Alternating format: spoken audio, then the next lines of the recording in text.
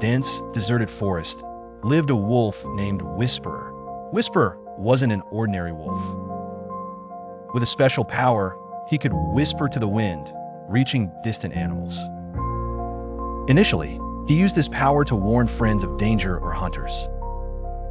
All forest creatures trusted him. One day, a new hunter arrived.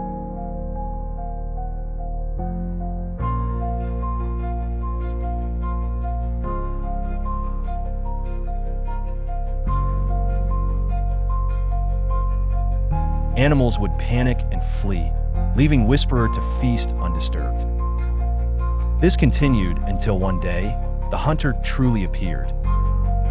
True to habit, Whisperer warned everyone, but no one believed him anymore.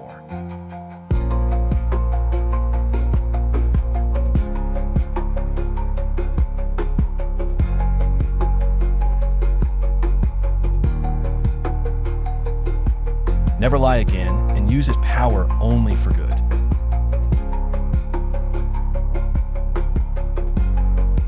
Moral: a liar never gains lasting trust. Truth is the real power.